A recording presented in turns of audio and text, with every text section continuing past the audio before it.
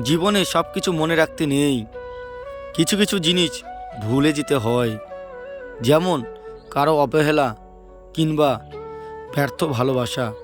হারিয়ে যাওয়া সূর্যকে ফিরে পেতে 12 ঘন্টা সময় লাগে, কিন্তু হারিয়ে যাওয়া বিশ্বাস সারা জীবন অপেক্ষা করলেও আর ফিরে পাওয়া যায় না।